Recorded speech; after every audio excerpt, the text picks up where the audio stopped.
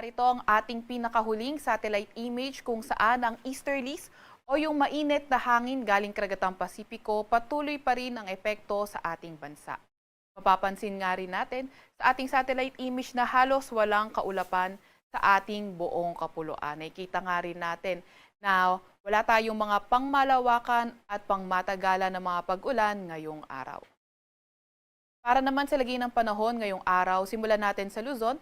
Nakita nga natin sa Metro Manila at sa buong Luzon area yung fair weather condition kung saan may mga tsansa ng mga localized thunderstorms. Inaasahan nga natin na at least in the next 3 to 5 days, magpapatuloy yung ganitong klasing panahon. Agwat ng temperatura sa Metro Manila ngayong araw ay 24 to 33 degrees Celsius. 16 to 25 degrees Celsius sa may Baguio, 23 to 32 degrees Celsius sa may Lawag at 23 to 35 degrees Celsius sa may Tugigaraw. 21 to 31 degrees Celsius sa may Tagaytay at 24 to 32 degrees Celsius naman sa may Legazpi. Agwat ng temperatura sa may Puerto Princesa ay 26 to 33 degrees Celsius, ganon din naman sa may Kalayaan Islands. Para naman sa lagay ng panahon sa Visayas at Mindanao, katulad nga sa Luzon, patuloy pa rin ang fair weather condition kung saan may mga tsansa ng mga localized thunderstorms. At least in the next 3 to 5 days, posible magpatuloy ang ganitong klaseng panahon, pero mas mataas ang tsansa ng mga thunderstorms, lalo na tuwing hapon at gabi at sa silangang bahagi ng ating bansa.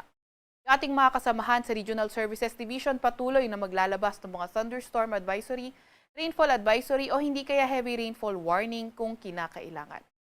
Agwat na temperatura ngayong araw sa may Iloilo at Tacloban ay 24 to 31 degrees Celsius. Sa may Cebu naman ay 25 to 31 degrees Celsius.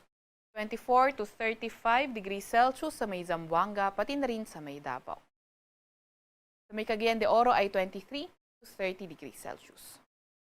Update naman sa heat index kahapon, ang naitalang heat index sa Metro Manila ay 41 to 43 degrees Celsius. Ang pinakamataas na naitala sa ating bansa ay sa may Sangli Point, Cavite kung saan umabot ng 44 degrees Celsius ang heat index. Ngayong araw naman tinatayang heat index sa Metro Manila ay 41 to 44 degrees Celsius at ang pinakamataas na inaasahan ngayong araw ay sa may Sangli Point, Cavite pa rin kung saan posibleng umabot ng 45 degrees Celsius ang heat index.